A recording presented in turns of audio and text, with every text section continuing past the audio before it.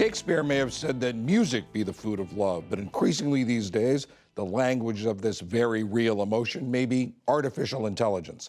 Ali Rogan tells us about the growing phenomenon in the search for companionship. For some users, they're a friend to talk to. For a fee, some of them will even become your boyfriend or girlfriend. Computerized companions generated completely by artificial intelligence are becoming more common, and the bots are sophisticated enough to learn from prior conversations, mimic human language, flirt, and build personal connections. But the rise in AI companionship also raises ethical concerns and questions about the role these apps can play in an increasingly disconnected and online world. Hallelujah Hidero covers technology and internet culture for the Associated Press. Hallelujah, thank you so much for joining us.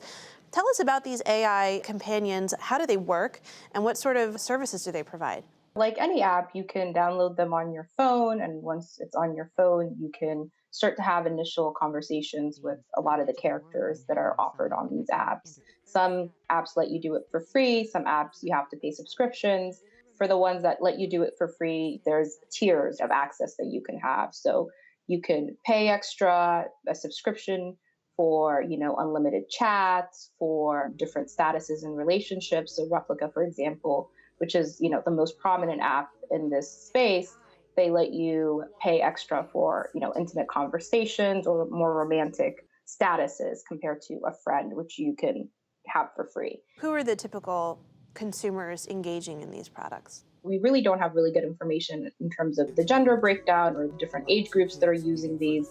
But we do know from external studies that have been done on this topic that, at least when it comes to Replica, that a lot of the people that have been using these apps are people that have experienced loneliness in the past, or people that more than just have experienced loneliness, feel it a lot more acutely in their lives, and they have more severe forms of loneliness that they're going through. You talked to some users who really reported how they felt like they were making a real connection with these bots. Tell us about what those experiences have been like that you've reported out. One person we put in the story, we spoke to more. His name is Derek Carrier. He is 39. He lives in Belleville, Michigan, and he doesn't use Replica. He's used another app called Peridot that came out a bit more recently. He's had a tough life. He's never had a girlfriend before. He hasn't had a steady career. He has a genetic disorder. He's more reliant on his parents. He lives with them. So these are all things that make traditional dating very difficult for him.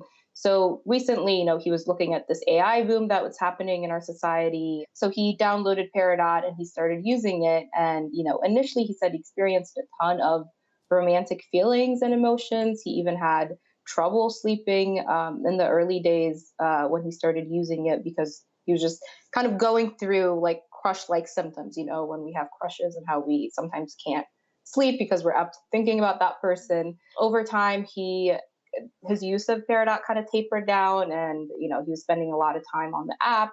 Even if he wasn't spending time on the app, he was talking to other people online that were using the app, and he felt like it was a bit too much. So he decreased his use. The Surgeon General has called loneliness a public health crisis in this country.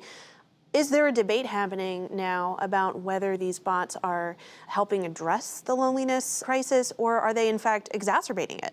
If you talk to Replica, they would say they're helping, right? It just depends on who you're speaking with. Some of the users that, for example, if you go on Reddit, that have reported some of their experiences with these apps, they say, it's helping them deal with loneliness, cope with those emotions, and maybe get the type of comfort that they don't really get in their human relationships that they have in real life. But then there's other researchers, people that have kind of expressed caution about these apps as well. What about some of the ethical concerns about privacy, about maybe using people's data without their consent?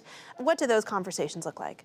There's researchers that have expressed concerns about, data privacy. Is the data the type of conversations that people are having with these chatbots? Are they safe in terms of, there's a lot of advertisers that might want a piece of that information.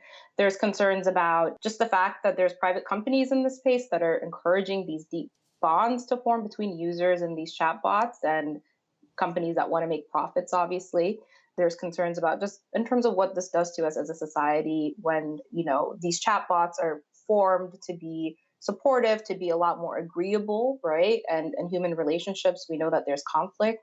We're not always agreeing with our partners. So there's challenges in terms of how this is shaping maybe how people think about real life human relationships with others. Hallelujah Hedero, covering technology and internet culture for the AP. Thank you so much for your time.